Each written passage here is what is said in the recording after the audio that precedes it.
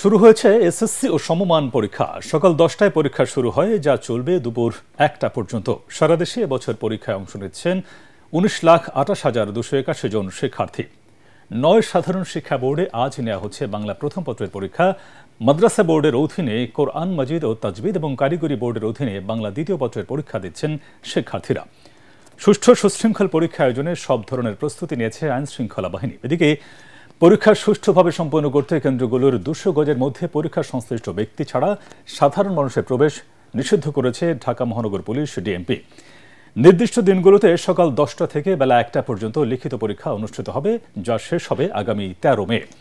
আর ব্যবহারিক পরীক্ষা অনুষ্ঠিত হবে 15 থেকে 22 মে পর্যন্ত। প্রশ্ন ফাঁস, নকল বা অসৎ কর্মকাণ্ডের সঙ্গে জড়িতদের ব্যাপারে কঠোর আইনি পদক্ষেপ নেওয়ার হুঁশিয়ারি দিয়েছে মাধ্যমিক ও উচ্চ শিক্ষা অধিদপ্তর মাউসি।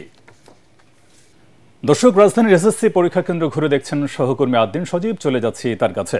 আদ্দিন, পরীক্ষার পরিবেশ কেমন দেখছেন এবং শিক্ষার্থী ও অভিভাবকরা কি বলছেন? খুব সুন্দর। আমরা যখন থেকেই এখানে এসেছি প্রায় 8:30টার পর আমরা দেখেছি কেন্দ্রগুলোতে ঘুরে। এখানে কয়েকটা কেন্দ্র রয়েছে পাশাপাশি মতিঝিল এলাকা। আপনি জানেন যে এখানে অনেকগুলো স্কুল রয়েছে।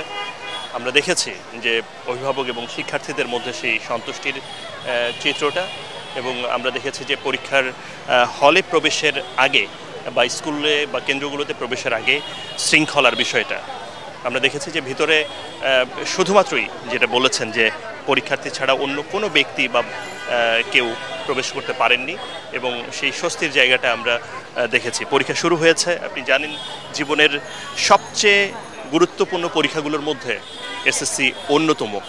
সব মশার বিরুদ্ধে সুরক্ষা দিতে এলো বসুন্ধরা এক্সট্রিম অ্যারোসল। মশার বিরুদ্ধে এক্সট্রিম সুরক্ষা। সাধারণ ভাবে যারা বিভিন্ন রকমের স্বপ্ন নিয়ে বড় হয়, বা অভিভাবকরা যে নানামুখী স্বপ্নর কথা বলে একটা সন্তান বড় হওয়ার জন্যে, যে অন্যতম গুরুত্বপূর্ণ পরীক্ষাগুলোর এটি একটি। এবং সেই কারণে আপনি দেখতে পাচ্ছেন যে এখনও অনেক অভিভাবক, পরীক্ষা শুরু হয়েছে কিন্তু এখানে আমরা দেখতে পাচ্ছি যে অনেক গার্ডিয়ান অপেক্ষা করছেন। ঠিক গেটের সামনেই অনেকে অপেক্ষা করছেন। তারা সবাই দোয়া করছেন সন্তানদের জন্য। এটা বোধহয় একজন পরীক্ষার্থীর জন্য সবচেয়ে বড় পাওয়া, যে তার সন্তান বা পরীক্ষার্থী পরীক্ষা দিচ্ছেন এবং তার মা এবং অভিভাবকরা বাইরে তাদের জন্য দোয়া করছেন, প্রার্থনা করছেন। তবে সবচেয়ে বড় যে বিষয়টা এবার যে দেখা যাচ্ছে সেটা হচ্ছে, অনেক সময় আমরা পরীক্ষায় নানা রকম পরীক্ষার আগ মুহূর্তে নানা রকম প্রশ্নভাস সহ নানা রকম কথা শোনা যায় যেগুলো খারাপ সংবাদ। সেই খারাপ সংবাদগুলো কিন্তু এবারে এখনও পর্যন্ত আমাদের কাছে স্পষ্টত সেরকমভাবে তেমন একটা পাওয়া যায়নি, এবং সেই জায়গায় বলা যায় যে সেটাও একটা বড় রকমের স্বস্তির কথা। সাধারণ যারা অভিভাবকরা রয়েছেন তারা আছেন, এবং ভিতরে আমরা দেখেছি পরীক্ষার হলের চিত্রটা, সেখানেও স্বস্তি নিয়েই সবাই পরীক্ষার হলে বসেছেন। আমরা শিক্ষকদেরকেও দেখেছি, তারাও গাইড করেছেন ঠিক কিভাবে করবেন।